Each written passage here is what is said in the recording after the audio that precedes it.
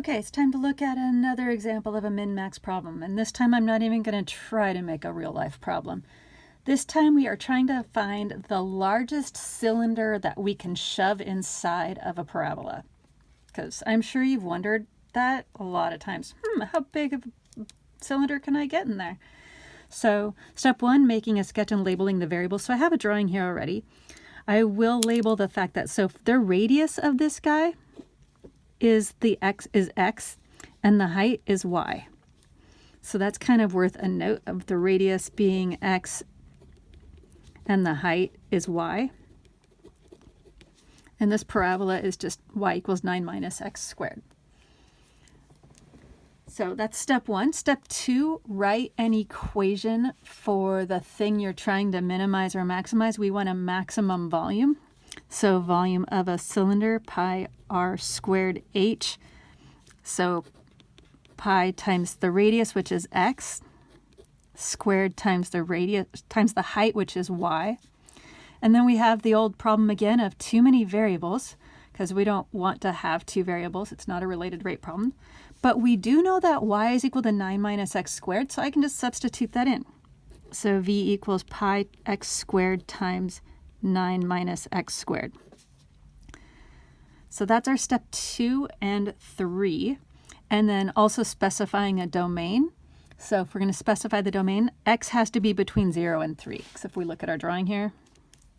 So obviously, if you have a 0 radius, it would be a 9 height, but your volume would be nothing. Or if you had a radius of 3, it would be like just a disk sitting on the ground, and its height would be 0. And so both those endpoints give us 0 volumes. Okay, so now I'm going to derive this guy, but before I derive it, I will go ahead and distribute. So I'm just going to distribute the x though, not the x squared rather, not the pi. I'll leave that in front. It's just easier to me to leave it out. So I have 9x squared minus x to the 4th. So v prime, that pi is just a multiplier, so I have 18x minus 4x cubed.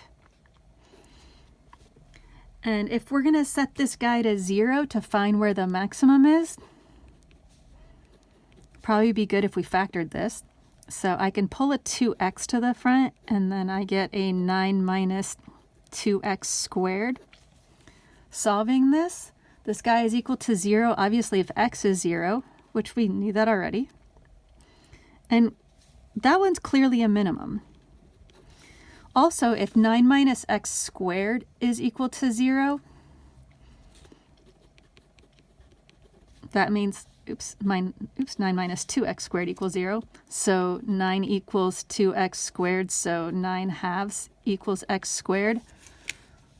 So x is plus or minus the square root of 9 halves.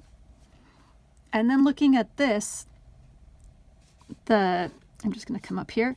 If we have the negative root 9 halves, that's outside the domain. So the x equals the square root of 9 halves must be our solution. We can show that it's the solution by finding the second derivative. So I'm going to come up here for a sec. So our second derivative, v double prime, is pi times 18 minus 12x squared.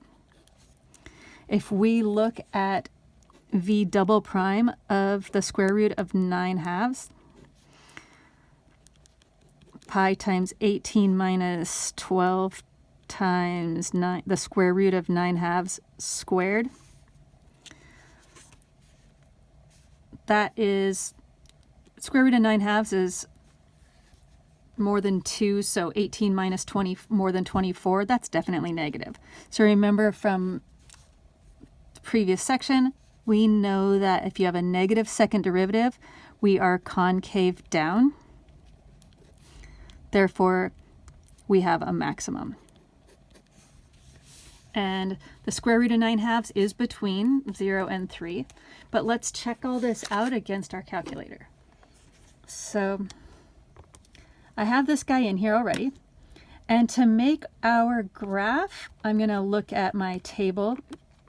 So just checking things like 0 and 3, those were the ends of the domain, and we have zeros there, which makes total sense. We should. If I throw a 2 in there or a 1.5 or a 1, that just shows me some values. And so I can graph this guy. I set my window to hit beyond the 0 and 3. I could have just done 0 to 3 exactly. And then I made my Y max go up to 100.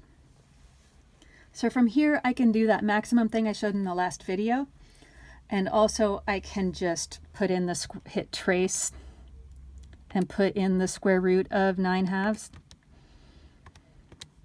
And that does look like it's the maximum. It really is. So when x is that 2.121 rather, our volume is the 63.617.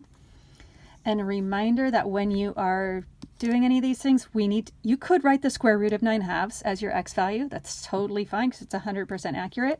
Oops. But you can also write the 2.121. Just make sure that when you do it, you have at least 3 decimal places. So we're answering the question. When the radius is the square root of 9/2, and I don't have units on this, so I can't really put units on it.